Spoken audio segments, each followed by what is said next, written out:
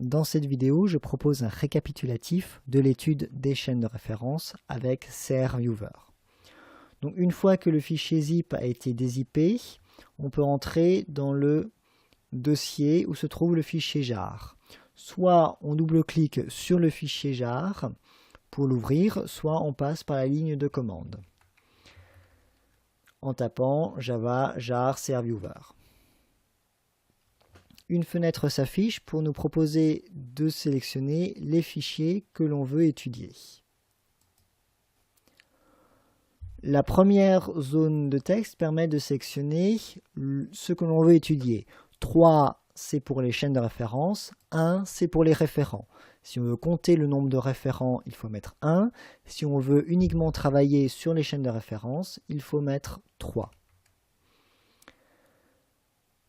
L'autre zone importante est celle qui permet de choisir quel affichage on veut.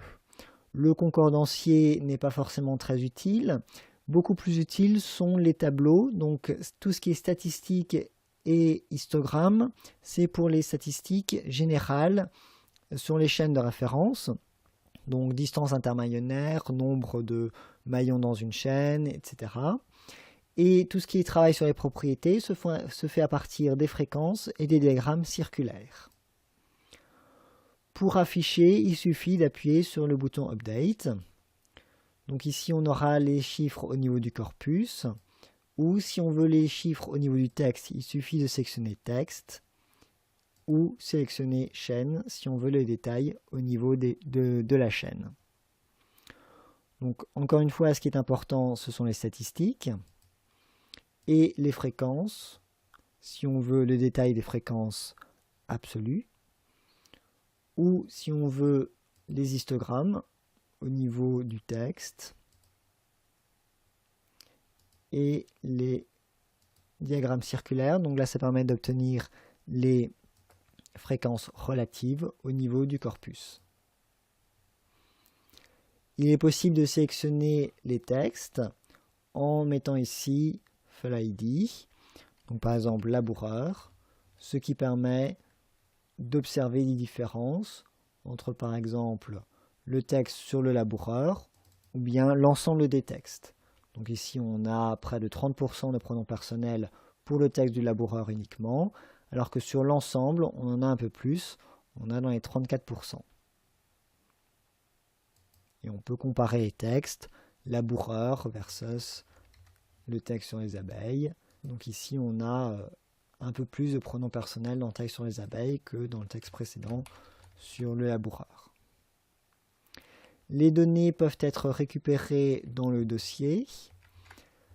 Donc dans le dossier où se trouve le fichier jar, on récupère dans les fichiers PNG les différents éléments. Donc ici, ce que j'ai affiché tout à l'heure sur les histogrammes.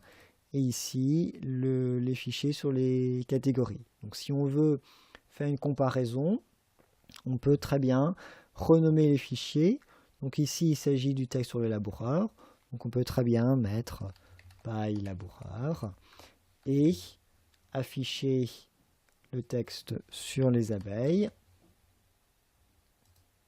et récupérer ceci et le renommer en paille abeille. Ce qui nous fait deux fichiers qu'on va pouvoir comparer, qu'on peut copier dans un document Word. Donc là, on peut comparer. Donc là, on a 28% pour le texte du laboureur de pronoms personnels, alors qu'ici, on a 31%.